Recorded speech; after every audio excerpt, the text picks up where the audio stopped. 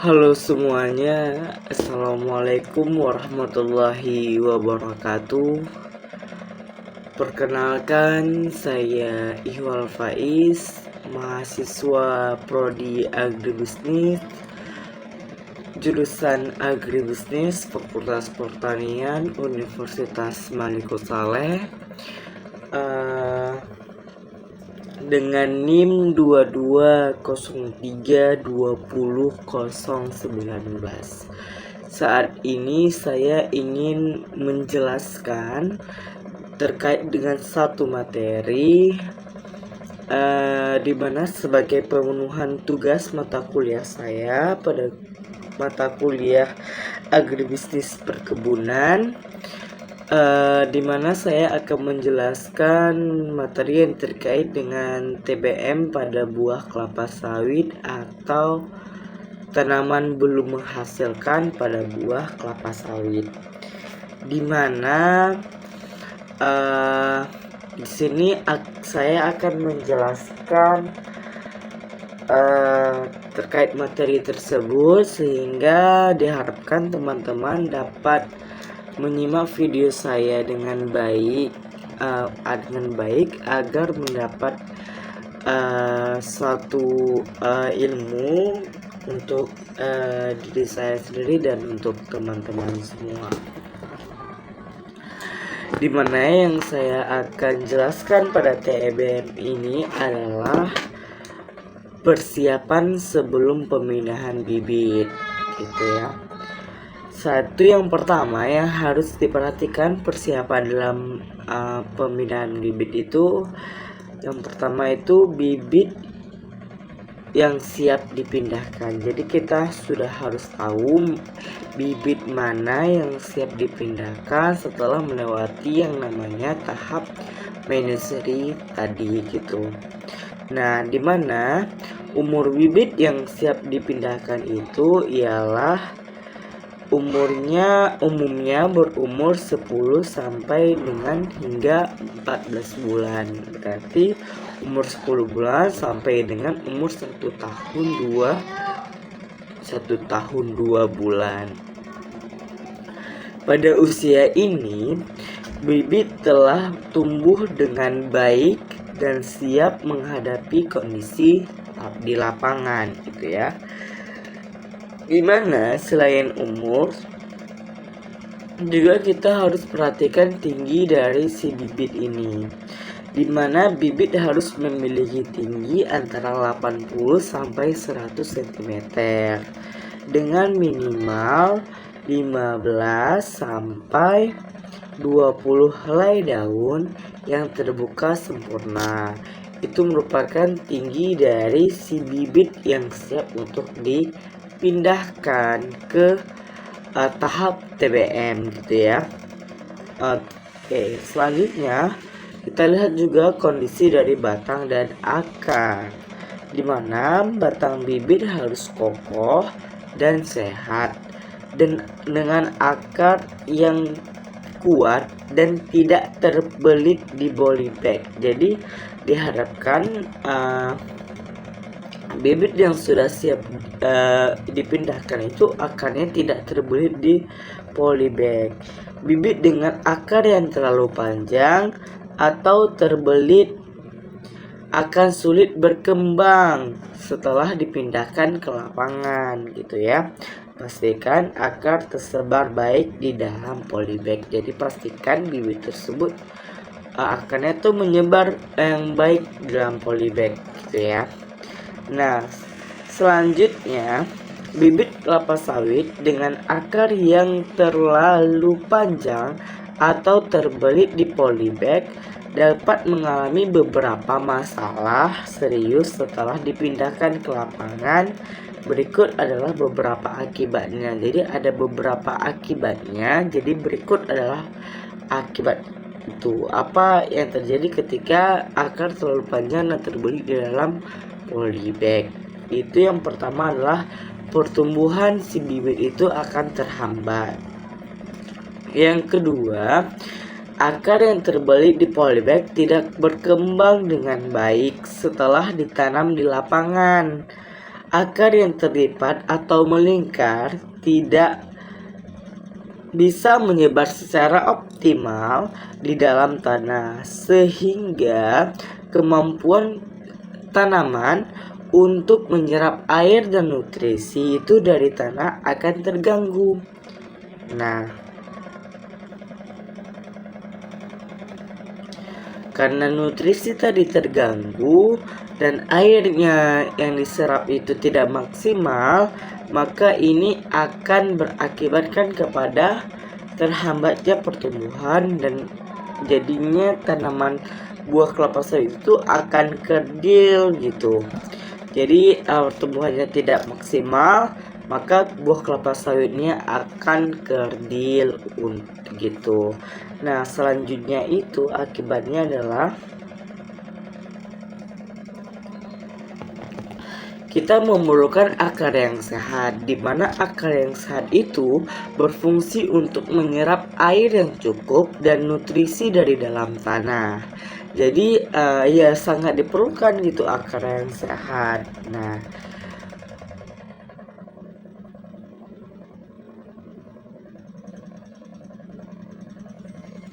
Nah, jika bibit dari kelapa sawit itu akarnya terlilit, sehingga akar terlilit itu kan tidak mampu menyerap nutrisi dengan baik ya teman-teman.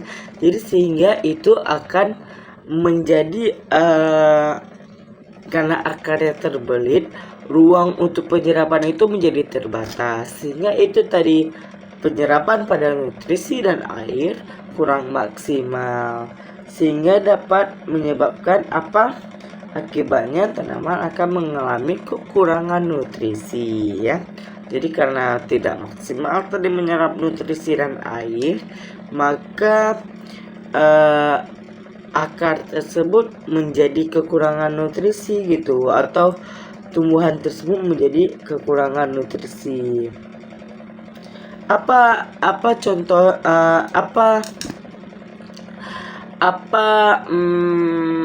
Bukti nyata ketika tanaman tersebut kekurangan nutrisi ya teman-teman. Itu yang pertama, dia berubah warna daunnya menjadi kayak menguning, terus batangnya itu kerdil gitu, pendek gitu. Terus bisa juga tumbuhan itu layu gitu. Jadi itu tadi akibat dari kurangnya nutrisi gitu pada tumbuhan. Nah, terus akar yang terlalu panjang dan terbelit biasa akan mengakibatkan stres pada tanaman. Itu adalah salah satu akibat dari akar yang panjang dan terbelit gitu ya. Nah, selanjutnya itu juga ada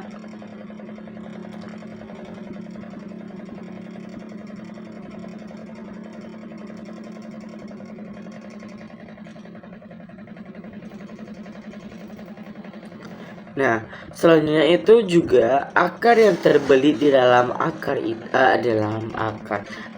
terbelit di dalam polybag itu akan mengalami stres ketika dia dipindahkan ke lapangan, dan juga akar yang terbelit itu biasanya lebih lemah pertumbuhannya gitu ya. Cenderung lebih lemah, tidak mampu menyesuaikan diri dengan kondisi baru yang ada di lapangan gitu. Nah, makanya nanti dia bisa stres dan gagal untuk beradaptasi, sehingga pertumbuhannya juga tidak maksimal. Terus selanjutnya itu akibat dari panjangnya akar itu setelah dari stres tanaman, terus menyebabkan kegagalan ya kan. Terus ada yang namanya kerusakan akar gitu ya. Nah, jadi kerusakan akar itu kenapa dia bisa rusak gitu ya. Nah, jadi kan ketika polybag itu dibuka dan mau dipindahkan, jadi sangat berpotensi akar menjadi rusak gitu. Nah, jadi ketika akar sudah rusak, maka saat melakukan pemindahan jadi akan mengurangi kemampuan tanaman itu untuk bertahan di lingkungan yang baru, karena akarnya tadi udah rusak ya. Akar pondongannya udah rusak, jadi kemampuan si tanaman pada saat di kondisi yang baru tuh ya jadi kurang gitu karena udah rusak akarnya. Terus yang terakhir itu akibatnya adalah kegagalan pertumbuhan yang jangka panjang, di mana akar tidak mampu berkembang dengan baik pada tahap awal, akan berdampak pada pertumbuhan ke depannya. Jadi tidak bisa menghasilkan dampak positif lagi ke masa yang akan datang, tapi karena sudah mengalami beberapa masalah tadi seperti akar terbelit dan akar terlalu panjang. Jadi tanaman kelapa sawit dengan akar yang terbelit mungkin tidak akan pernah mencapai potensi penuh dalam hal ukuran, terus produksi buah dan sebagainya. Jadi karena tadi kekurangan nutrisi, stres, segala macam gitu kan, banyak akibatnya yang memang tidak bisa mengakibatkan si buah kelapa sawit ini tumbuh dengan maksimal gitu kan gitu. Nah, selanjutnya itu kesehatan bibit yang perlu diperhatikan ketika kita ingin memindahkan si bibit ini. Persiapan memindahkan bibit, yaitu kesehatan bibit yang harus diperhatikan. Nah, dimana bibit yang ingin dipindahkan itu harus terbebas dari segala macam penyakit dan hama gitu ya. Bibit yang terinfeksi akan mengalami kesulitan dalam beradaptasi di lapangan dan dapat menghambat produktivitas jangka panjang. Jadi ketika ada bibit yang sudah terinfeksi dengan penyakit dan serangan hama, maka bibit tersebut sulit untuk beradaptasi di lingkungan yang baru, serta itu sangat mengganggu aktivitas produktivitas di dalam jangka yang panjang gitu. Jadi pastikan bahwa bibit tersebut benar-benar sehat dan tidak terkena serangan penyakit maupun serangan hama. Jadi memang betul-betul bibit yang bagus gitu yang dipindahkan ke lahan. Selanjutnya kita melakukan persiapan lahan. Pada TBM langkah kedua adalah melakukan persiapan lahan, di mana yang kita lakukan yang pertama adalah pembersihan lahan. Lahan harus dibersihkan dari gulma. Jadi lahan tersebut kita bersihkan dari gulma, terus kita bersihkan dari semak belukar, terus kita bersihkan dari sisa-sisa tanaman sebelumnya gitu ya, yang berpotensi dapat menghambat pertumbuhan dari si bibit kelapa sawit ini. Gulma akan bersaing dengan bibit dalam mendapatkan nutrisi air dan cahayanya matahari gitu. Jadi gulma inilah yang mengakibatkan si bibit ini tidak mendapatkan cukup cahaya matahari dan air, karena kan gulma juga menyerap gitu. Jadi tidak mendapat yang cukup untuk penyerapan gitu. Makanya itu harus dibersihkan ya. Selanjutnya pengelolaan tanah atau pengolahan tanah, di mana pengolahan tanah dilakukan dengan cara pembajakan atau pencakulan sedalam 30-40 cm. Jadi kita bajak terus kita cangkul, dalam cangkulan itu 30-40 meter ke dalam. Jadi tujuannya untuk apa? Dimana untuk memperbaiki struktur tanah dan untuk melakukan meningkatkan sirkulasi udara yang di dalam tanah gitu, serta penyerapan air oleh akar tanaman. Jadi semakin dalam kan air semakin banyak diserap gitu ya. Jadi penyerapan air dalam tanah juga maksimal, jadi ukurannya 30 sampai 40 cm ke dalam gitu. Nah, itu tadi pada persiapan lahan tahap kedua. Terus pada tahap pengolahan lahan. Terus tahap selanjutnya itu ada pengampuran, dimana apabila pH tanah terlalu rendah atau kurang dari 4,5, tanah perlu dikapur menggunakan dolomit untuk menetralkan keasaman tanah gitu. Jadi untuk menetralkan keasaman tanah, jadi diperlukan yang namanya menggunakan pupuk dolomit gitu ya, dimana tanah dengan pH ideal yaitu antara 4,5 sampai 5,5 akan mendukung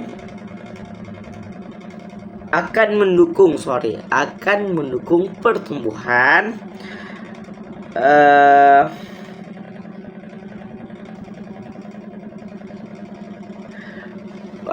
jadi dengan pH tadi ya normalnya 4,5 sampai 5,5 itu akan mendukung pertumbuhan dari buah kelapa sawitnya.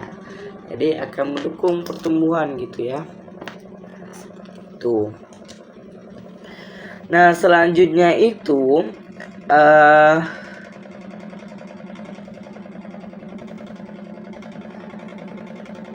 ada pembuatan lubang tanam ya, pembuatan lubang tanam, dimana lubang tanam harus memiliki ukuran 60 x 60 x 60 cm ya. Lubang disiapkan 2 minggu sebelum pemindahan agar tanah memiliki sirkulasi udara yang cukup. Jadi dahuluan disiapkan untuk lubang itu 2 minggu sebelum dilakukan pemindahan tersebut, kita sudah siapkan lubang dengan ukuran 60 x 60 x 60 cm gitu ya. Pengemburan tanah di sekitar lubang juga penting untuk mendukung perkembangan akar. Penting dilakukan karena apa? Untuk mendukung perkembangan akar gitu ya.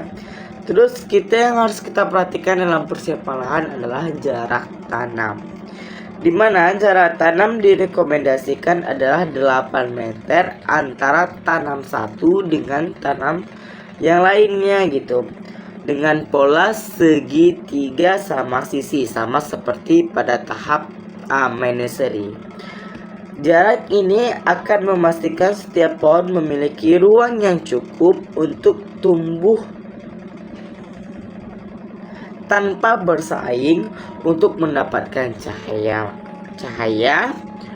air, dan unsur hara yang lainnya gitu. Jadi tetap dapat semualah sesuai dengan kebutuhannya gitu ya. Nah, langsung kepada kebutuhan unsur hara tanah. Sebelum pemindahan bibit, pastikan tanah mengandung unsur hara yang cukup gitu. Baik makro maupun mikro, unsur hara ini sangat penting untuk mendukung pertumbuhan si buah kelapa sawit tadi ya. Awal bibit buah kelapa sawit tadi setelah ditanam di lapangan gitu ya. Unsur hara makro itu ada nitrogen, penting untuk pertumbuhan daun dan batang setara dengan proses fotosintesis.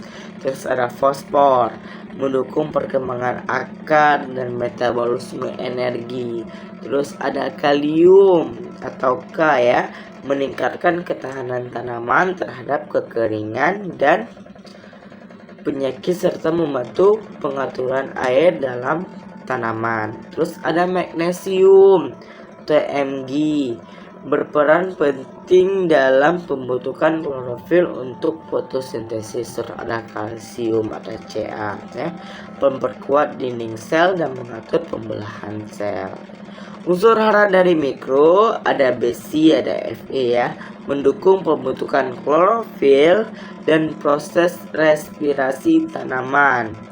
Mangan atau Mn penting dalam proses fotosintesis dan metabolisme nitrogen.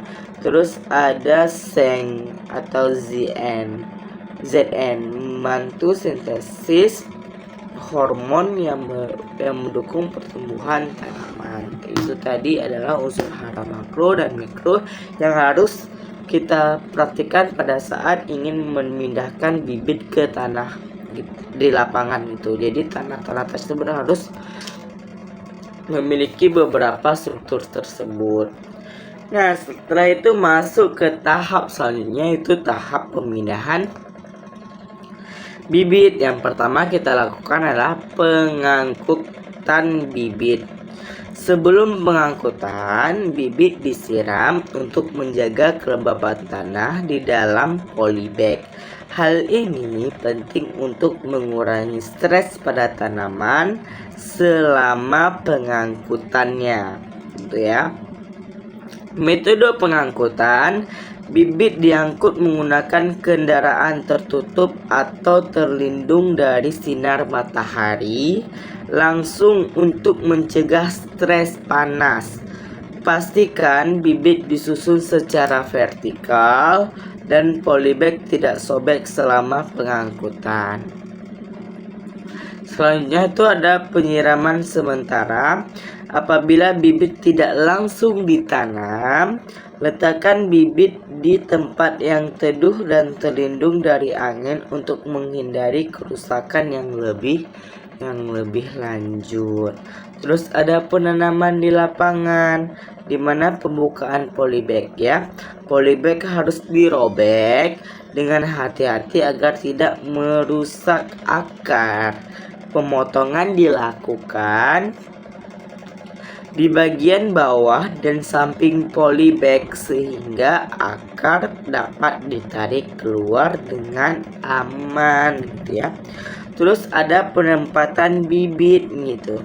Bibit harus ditempatkan di tengah lubang dengan posisi tegak lurus. Akar harus disebar dengan baik dan tidak terlipat di dalam tanah. Bagian leher akar harus berada tepat di permukaan tanah. Jadi leher akar itu harus tepat di permukaan tanah, gitu ya. Penimbunan tanah selanjutnya. Nah, penimbunan tanah itu setelah bibit ditempatkan di lubang, ditutup kembali dengan tanah gembur hingga penuh. Tanah kemudian dipadatkan secara perlahan untuk memastikan akar terbenam dengan baik, namun tetap mendapatkan sirkulasi udara. Penyiraman awal, di mana setelah penanaman bibit harus segera disiram dengan air untuk memastikan kelembaban tanah dan mengurangi risiko stres pada tanaman. Nah, itu tadi. Terus ada perawatan setelah penanaman. Ini adalah tahap TBM, di mana yang pertama kita lakukan pemupukan. Frekuensi pemupukan dilakukan setiap 3-4 bulan sekali. Pupuk yang digunakan dapat berupa NPK, urea, dolomit, atau pupuk organik, gitu ya. Itu yang digunakan. Terus ada yang namanya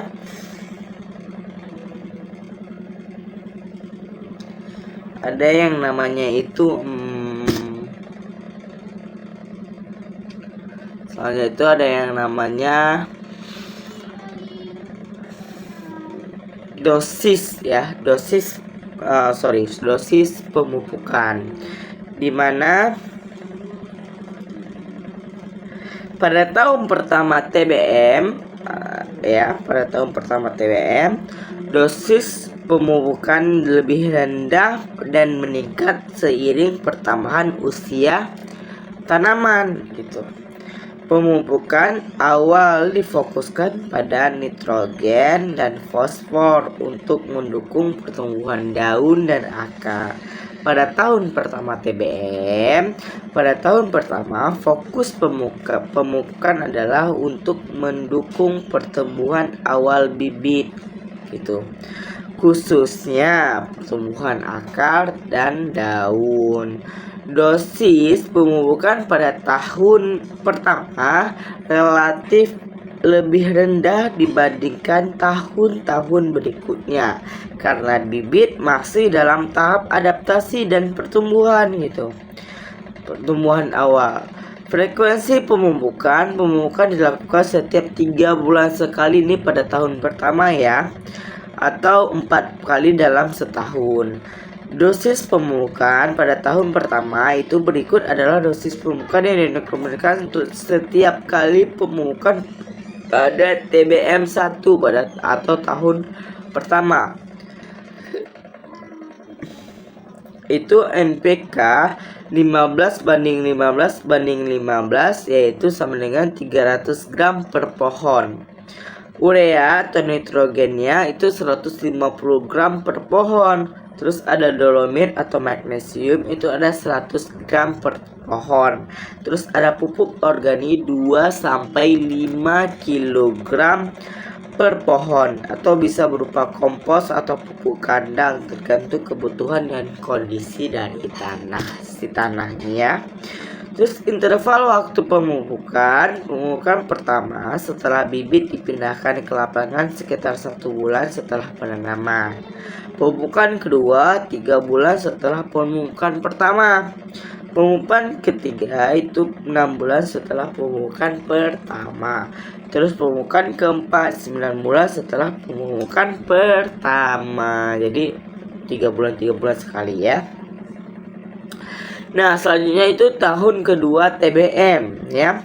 Pada tahun kedua, dosis pemupukan mulai ditingkatkan karena tanaman sudah mulai tumbuh lebih besar dan memerlukan lebih banyak nutrisi.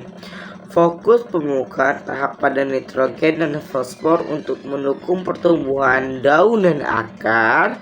Namun kalium juga mulai ditingkatkan untuk memperkuat si batangnya gitu ya. Frekuensi pemupukan dilakukan setiap 4 bulan sekali atau 3 kali dalam setahun.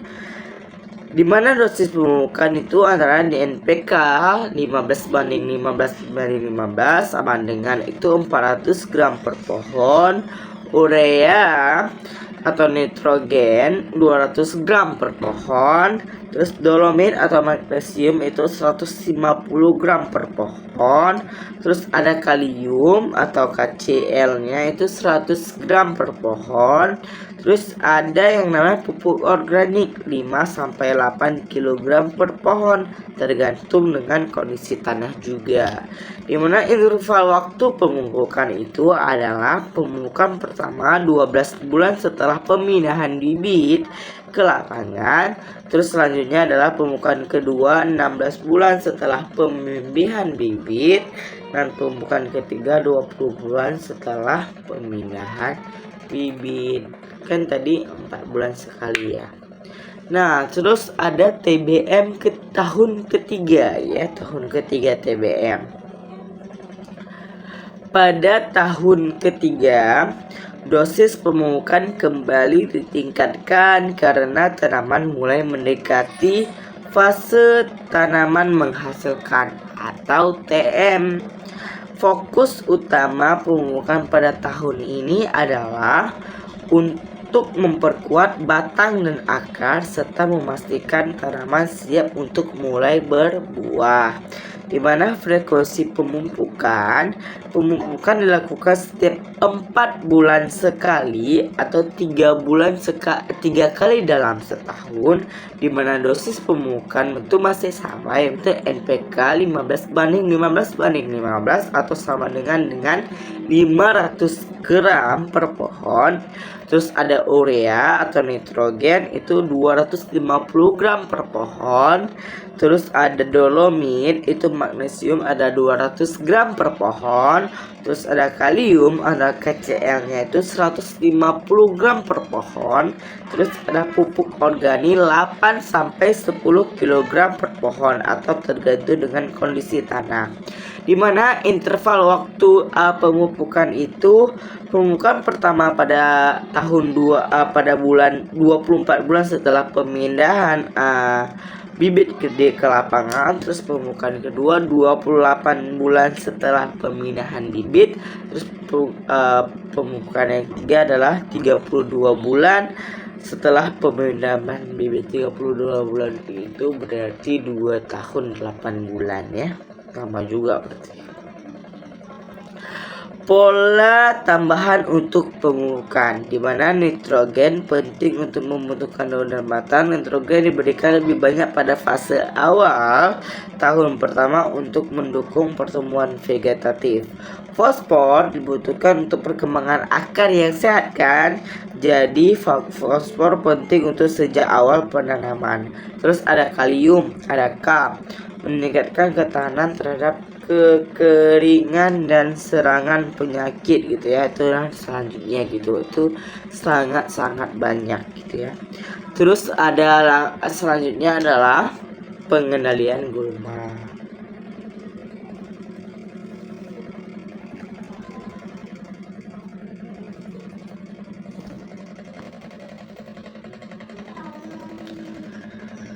Nah, di pengendalian gulma dapat menghambat pertumbuhan kelapa sawit karena bersaing untuk mendapatkan nutrisi, air, dan cahaya matahari. Oleh karena itu, pengendalian gulma sangat penting untuk kita lakukan gitu ya. Secara umum, penyiangan gulma bisa dilakukan dengan secara umum, yaitu secara manual, yaitu penyiangan atau menggunakan herbisida yang aman. Jenis-jenis gulma yang umum pada tahap TBM itu adalah gulma berdaun lebar atau broadleaf weeds, di mana gulma berdaun lebar umumnya tumbuh subur di lahan yang terbuka dan memiliki banyak cahaya. Jenis gulma ini cepat tumbuh dan memiliki kemampuan kompetitif yang tinggi dalam mengambil nutrisi dari tanah. Beberapa jenis yang sering ditemukan di kebun kelapa sawit meliputi Agretum conizoides, yaitu babandotan. Gulma ini dikenal dengan pertumbuhannya yang cepat dan kemampuannya bersaing untuk mendapatkan air dan nutrisi. Terus ada Borreria alata atau herba pahit, di mana ini memiliki daun berbentuk oval dan cepat menyebar di lahan yang terbuka. Terus ada Micania micrantha atau selaput tunggul, itu tumbuhan merambat yang dapat menutupi tanaman utama dan menghalangi cahaya matahari. Terus ada Biden pilosa atau ketul, itu gulma ini memiliki batang yang kokoh dengan daun lebar dan sering tumbuh di antara barisan tanaman kelapa sawit. Terus ada gulma berdaun sempit atau grasses.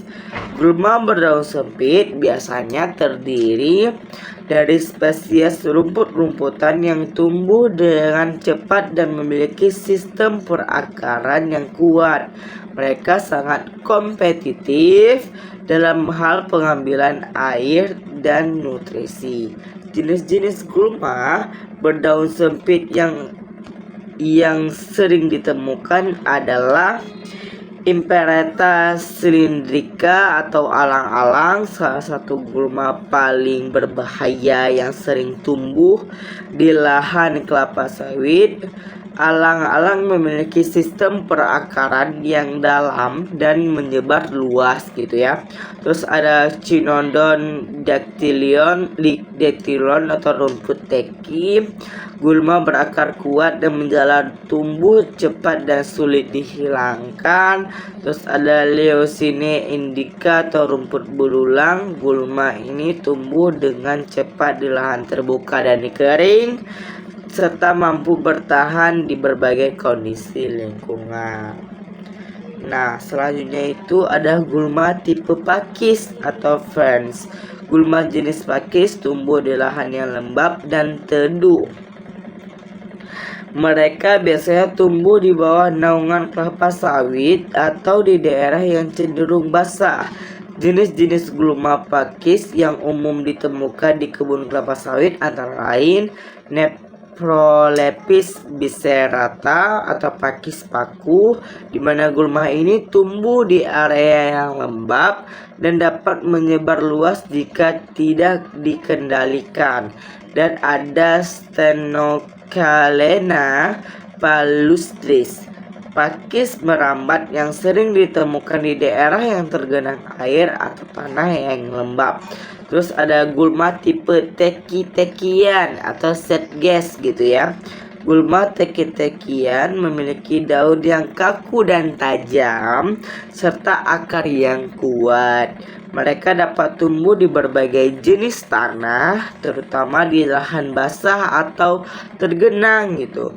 Jenis-jenis yang sering dijumpai adalah Cyperus rotundus atau teki liar, salah satu gulma yang paling sulit dikendalikan karena akarnya yang sangat dalam dan mudah tumbuh kembali. Ada Cyperus Killingia atau teki kuning, di mana gulma ini memiliki perakaran yang kuat dan tumbuh di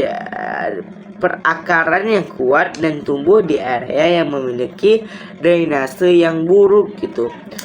Terus ada gulma merambat atau sleeping weeds, di mana gulma merambat cenderung menyebar dengan cepat di atas tanaman kelapa sawit sehingga mengalami cahaya matahari yang dibutuhkan oleh tanaman gitu ya. Terus dampak negatif dari gulma pada tahap TBM itu apa gitu ya? Ya tadi pertama dampak negatifnya karena bersaing untuk nutrisi dan air. Gulma bersaing langsung dengan tanaman kelapa sawit untuk mendapatkan nutrisi dan tanah dan air. Jika gulma dibiarkan tumbuh tanpa dikendalikan, hal ini dapat menyebabkan kelapa sawit kekurangan nutrisi dan cahayanya. Terus mengurangi penetrasi cahaya matahari, menjadi inang dan bagi hama dan penyakit, terus menghambat akses perawatan gitu. Terus ada pengendalian gulma pada tahap TBM.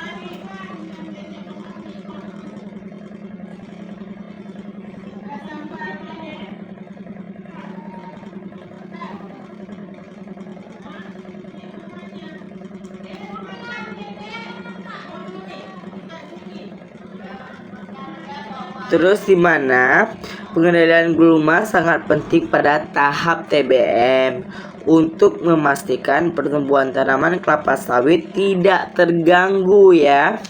Tidak terganggu. Beberapa metode pengendalian gulma yang efektif adalah yang pertama, pengendalian secara manual atau penyiangan.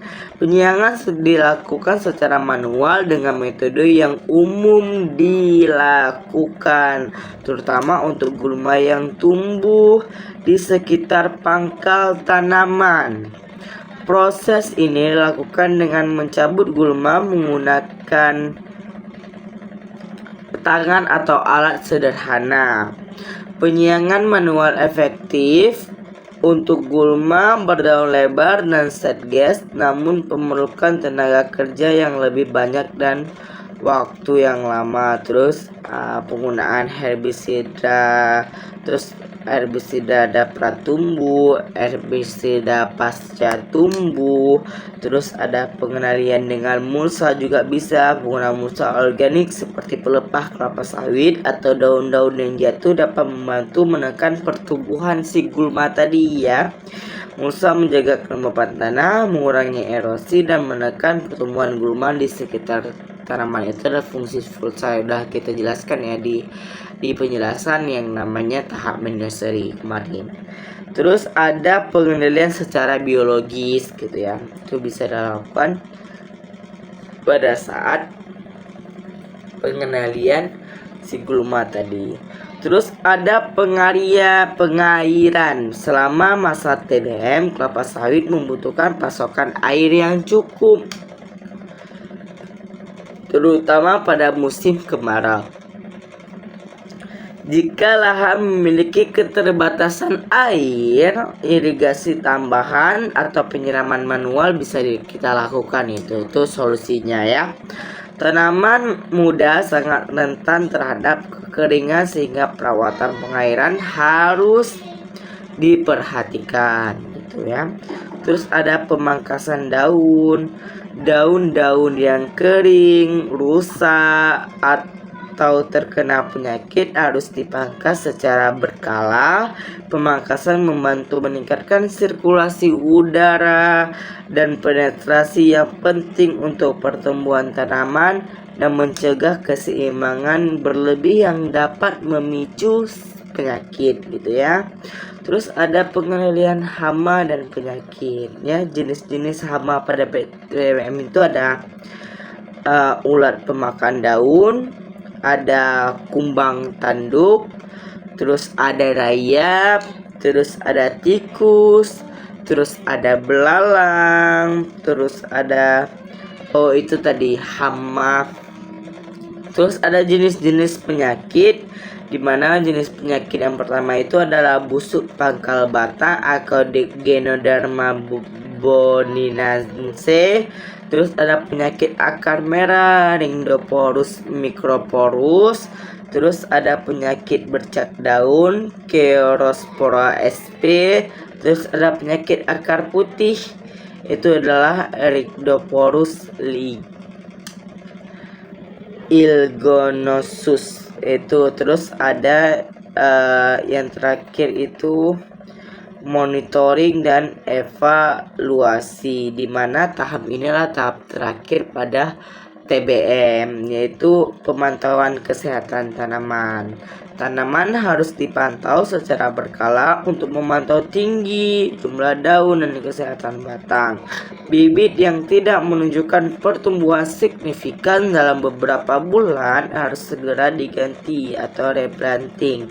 Terus ada evaluasi perawatan, di mana perawatan seperti pemupukan, pengendalian gulma, dan pengairan harus dievaluasi secara teratur untuk memastikan bahwa bibit mendapatkan nutrisi yang tepat dan bebas dari ancaman hama serta penyakit. Terus ada pengamatan pertumbuhan akar, di mana meskipun akar tidak terlihat, pertumbuhan akarnya bisa dipantau melalui tanda-tanda eksternal seperti kesehatan batang dan daun serta respon tanaman terhadap pemupukan. Mungkin itu aja yang bisa saya jelaskan pada penjelasan kali ini pada tahap TBM ini. Kurang lebih mohon dimaafkan. Wabillahi taufiq wal hidayah. Wassalamualaikum warahmatullahi wabarakatuh. Bye bye.